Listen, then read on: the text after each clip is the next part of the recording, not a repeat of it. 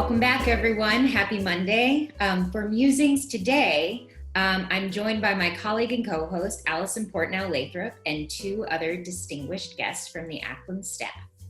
For those of you new to the program, Musings is a deck of cards that we developed at the Ackland that contains quotes, questions, prompts from artists, philosophers, historians, museum educators, really meant to catalyze conversations about art, museums, the way they affect us, and the way they reflect our greater world. So what better guests than today's to talk about the history of the object? Allison, you want to introduce them?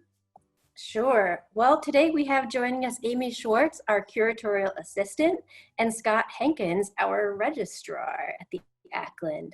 So hello all from the curatorial department. All right, we're going to start with our question. We have a quote today from Fred Wilson to kick us off, and then a question to start to think about it. So the quote is, "Objects have histories of their making, of their purpose and their use. Objects have multiple layers of meaning over time and as the object moves from place to place." So, for our question, what Ackland artworks come to mind for you all when you think about a layered past and the life of an object? Let's see, Amy, would you like to start? Sure, Allison. So first of all, I love this question because I'm both a student of art history and history. So I think it's always really fascinating, especially with material culture, to learn about the use of the object and how its context has changed over time. So something that I immediately thought of was one of our ancient pieces, which is a neck amphora with Apollo, Leto, and Artemis.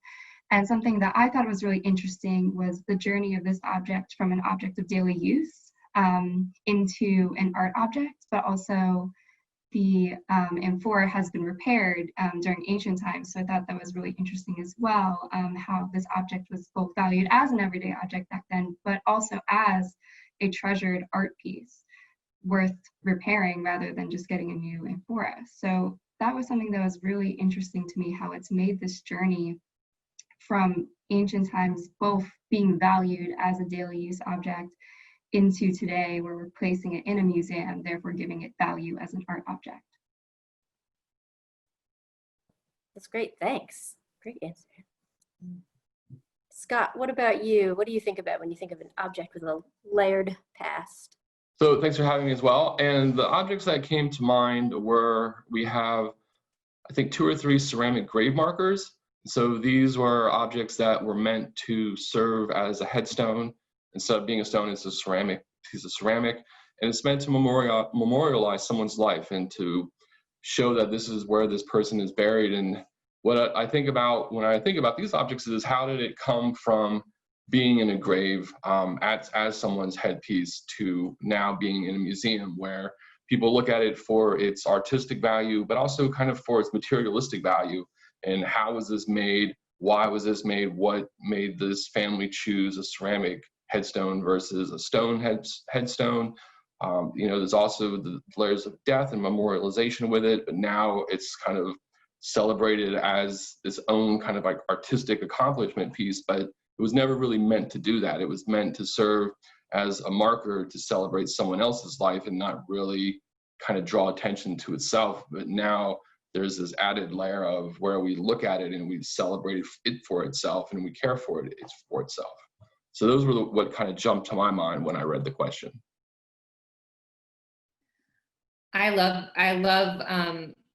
both of the examples you've brought up, and I think about it in teaching a lot too. So much of what's in the museum was never meant to be in the museum. It was not created to hang on a wall, usually, whether it was meant for daily use or to mark a life or to be performed or to, be imported and exported or preyed upon or, different uses. And I think that it's easy to sometimes to forget that when you walk into the museum. But one amazing thing that I learned, Scott, about the grave marker that I think you're talking about, the Teague family grave marker, is I believe it was collected by Charles Millard, who was a really wonderful collector and also a former director of the Ackland. And I believe when he found it, he went back to the church to try and return it. And he did all of this research to try and return it. And it had been replaced, actually. The family had already replaced it. So even thinking about, in some ways, the ethics of that, like, where did this thing come from? How did it end up on a market? The obligation and ethics of the collector to then go back and get that permission to come back to the Ackland. So I think that those stories too, of sort of how we understand these objects, that one for me was always an interesting story. And I think you can all see it on your screen, but it almost has like a twinkling quality to the ceramic. It's a really beautiful piece. And yeah, I think about it in teaching the various Greek vases all of the time. Like, these would have stored grain or wine or oil, and now they sort of show us what we think about them oftentimes for the paintings and the shape, but not for their relationship. So absolutely. Allison, do you have objects that come to mind, or? Well, no, I was just going to say, like, I know that we've been talking about objects that are sort of usable and really tangible, like 3D objects. But I always think when I look at paintings in museums about who owned this, who commissioned it, how long was it on their walls, who got to see it, what did they think about it? So even sort of 2D works in, framed traditional, you expect to find them in a museum type of work. I always really wonder about that. And always, whenever we get to see like the back of a work or like a work unframed, it's just so fascinating to me to see these like secret markings that tell some of the history of it too. Yeah. There's the Venus and Cupid painting by Amagone, and I forget the name of the castrati that commissioned it. Does anyone remember? Farinelli. And it would have, just to even think about that painting that now hangs in, the galleries at the Ackland, it would have been in this famous castrati's, like, I think like the sort of antechamber to his room maybe, or something like that. But yeah, who had these, and who enjoyed them, who pondered them? All of those questions are so important. So we invite you all to join the conversation.